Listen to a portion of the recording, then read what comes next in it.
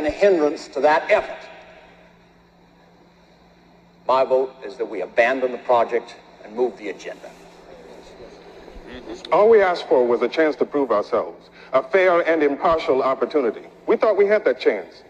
But you invite us to a poker game, hand us a fixed deck, and then wonder why we can't win. Young man, we really don't... Let him finish, sir.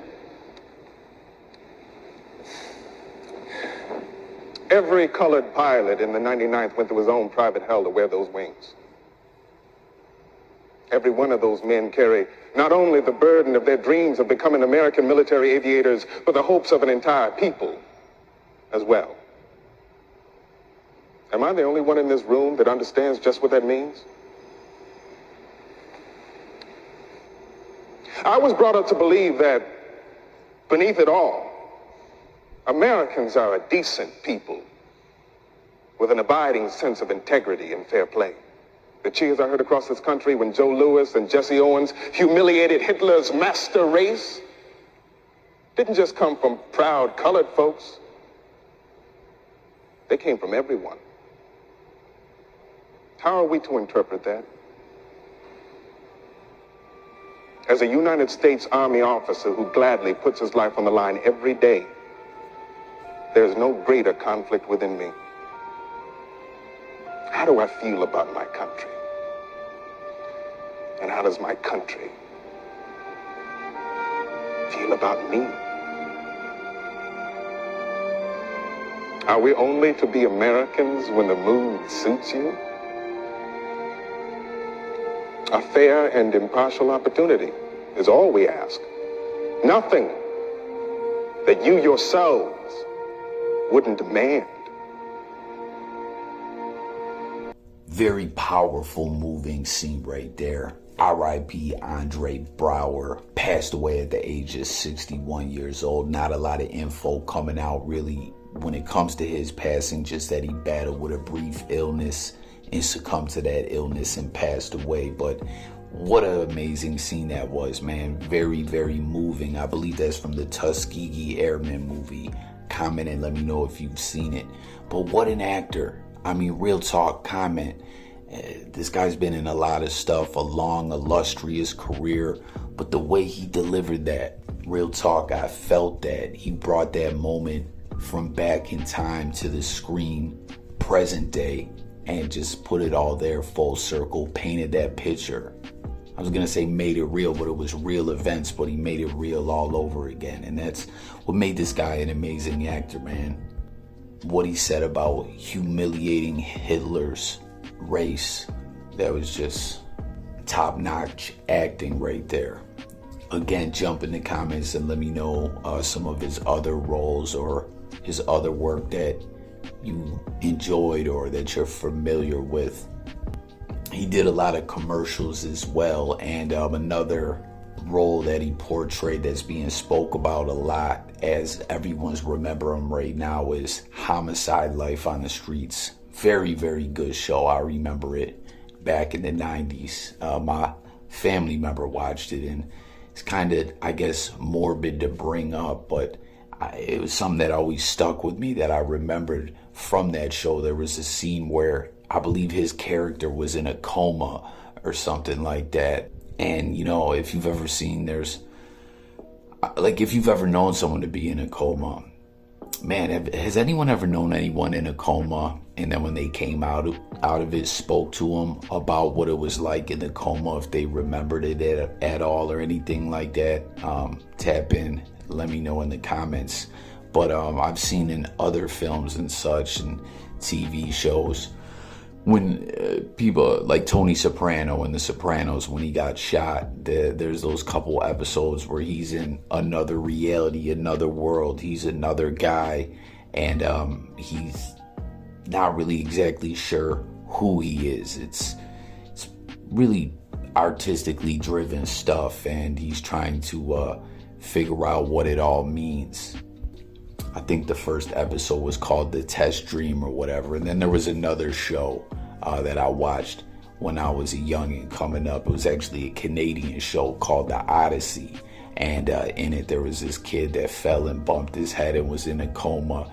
And in that coma, he was like in another world, another reality as well, where it was like his mind, his inner psyche and stuff like that, you know, really deep stuff.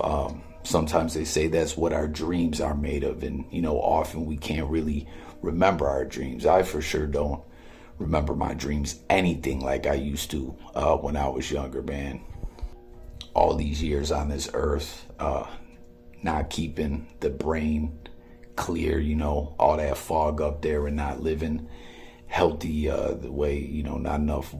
Or I drink a lot of water, but I could drink more and be healthier. I'm getting a bit off task, as J Coffee Talk is known to do from time to time, but I was laying that all out to talk about this scene that stuck with me from Homicide: Life on the Streets, where his character was in this coma, and it was crazy. It was like he could hear everyone out there talking, and I don't know, it was like he felt like they were leaving him for dead. And in this alternate consciousness reality that he was in his mind, he was trapped in a casket.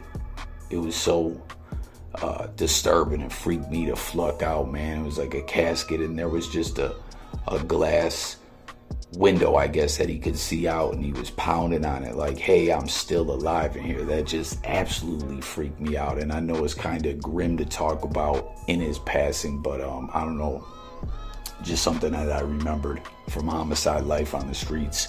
Let me know if you've seen that show and you remember that scene as well. But a big part of what made him a great actor, in my opinion, what we saw in that scene from the Tuskegee Airmen, you know, him bringing history and really foul, true events, you know, back to life, to put it on display for America, current day, and, you know, this modern day society, and take a look back at it and really move individuals and make you feel that. Aside from that outstanding acting there, his seriousness, his stature, the way he carried himself, being very professional. I think he did some insurance commercials and stuff like that as well. Just a very well-spoken, serious, to the point kind of guy. And but he also could go and you know, put on a performance like he did in this. Squad, if I could have your attention, please. I'm being transferred to the public relations office. I'm leaving the 9-9 effective immediately. What the hell? I don't understand. What the hell? Why are you doing this? What the hell? I want to say it has been a pleasure to have worked alongside all of you for the past 21 and a half months. I'm sorry for getting so emotional. Pretty consistent tone, actually. These have been the best years of my career. Oh no, this is new. And I know that every one of you gave me everything you had. And I will never forget it. Go back to being robot captain. Meet more. See. Dismissed.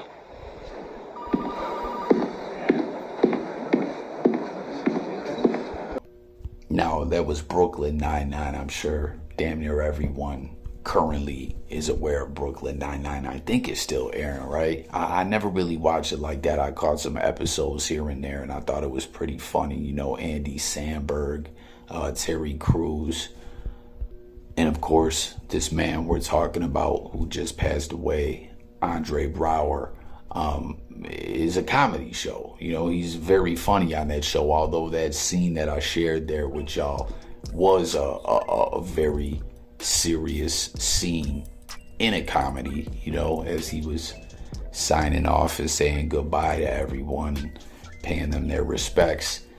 In the end, he shifted back into comedy mode, which he was on that comedy vibes majority of the show, you know what I mean? But just wanted to show the way the man could switch it up, do those very serious, dramatic roles in a very moving, poignant way, and then at the same time be a hilarious guy on the comedy tip, right, with Brooklyn Nine-Nine, but also be serious on Brooklyn Nine-Nine and switch it up to the comedy as well, man. That's some real deal acting, man. So rest in peace. Again, he passed away at 61. Not a lot of info other than he battled with a brief illness. So stay tuned for updates.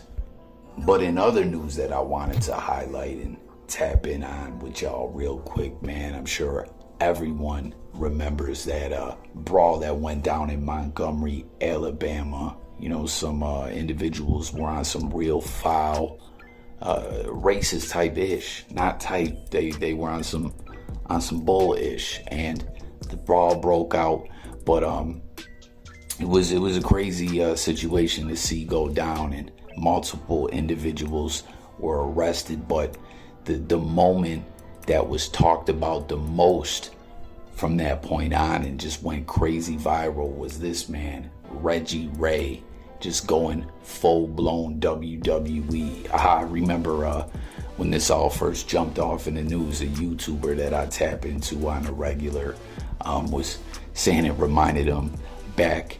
You guys remember that WWE Beyond the Mat documentary where the footage that went really viral in not such a good way, like a negative way, was when The Rock just went off, teeing off on Mick Foley, Mankind, with the chair. You know, obviously this was way back before we're at where we are now with the CTE, head injuries, concussions and stuff like that. You know, it's just a different time, and I don't even think we see the folding chairs get used anymore like that, you know. But even back during that point in time, when you would see some chair shots, that was like chair shots to the maximum. I think the most active anyone ever got with a chair, The Rock did that day, in the history of WWE, I believe. Millie, let me know if I'm tripping, if I'm forgetting something, or any other wrestling fans out there. But you know, the news is broke that he avoided jail time, and everyone seems to be rejoicing. I've only seen a couple people, you know, say that they felt dude should go away or whatever, man. Listen, he held it down. Talk ish, tell me I'm wrong, whatever, I ain't hearing it. You know, a lot of individuals were like, yo, that last chair shot that he gave old girl, that lady sitting down, was too much.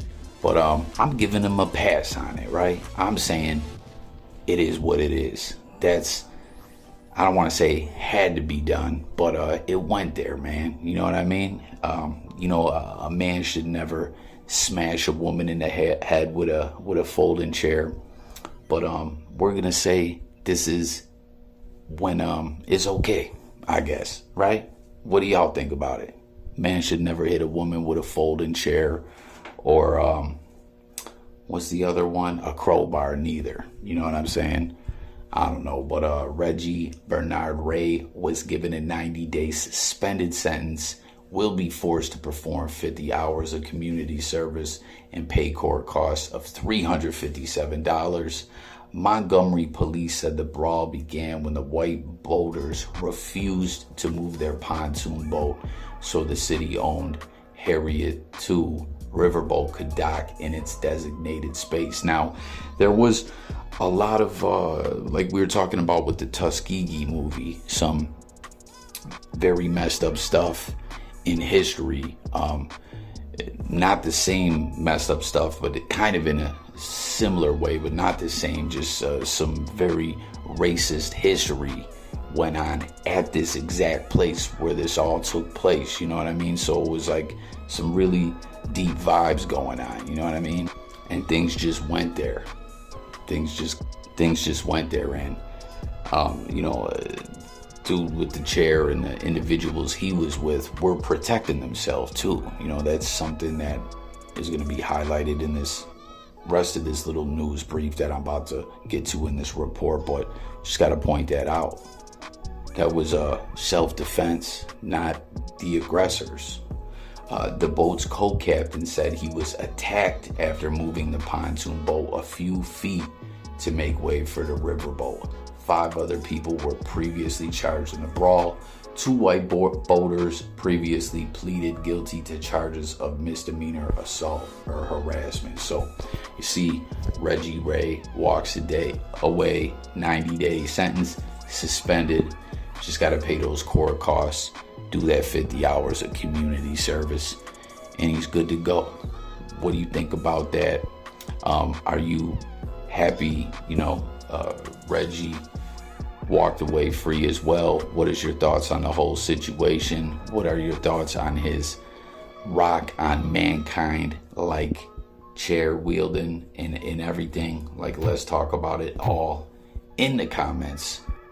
And one more thing I wanted to talk about with y'all, like, doesn't really necessarily fit into this video, but I just saw this and was like, man, am I the only one that sees this ad where it's some kind of massaging device or whatever, and the individuals are raving about, oh man, it just worked all the stress out of my neck and everything? Like, am I the only one that looks at this and says, that ish looks like it hurts, that looks uncomfortable, no thank you, I want no part? Like, real talk, I'm watching this and just cringing in pain seeing it happen. I mean, I walk around with a lot of tenseness and stress, probably in my neck, shoulder region, throughout my body, you know what I mean? I'm stressed many years beyond the age that I am, but I deal with it how I deal with it, We all gotta deal with our stress and not let it eat us alive or age us, Just keep pushing on. It's all we can do, and deal with it in the best way we can. But I would never deal with my ish with this, man, or I feel like I would need a handful of Percocets. I'd be back to relapsing on them hoes, man. Like, that ish looks painful. So that's gonna do it for this one. Thanks for watching. R.I.P. to Andre. Reggie Ray avoids jail, and this massager, no good. I'm out of here. Subscribe, y'all.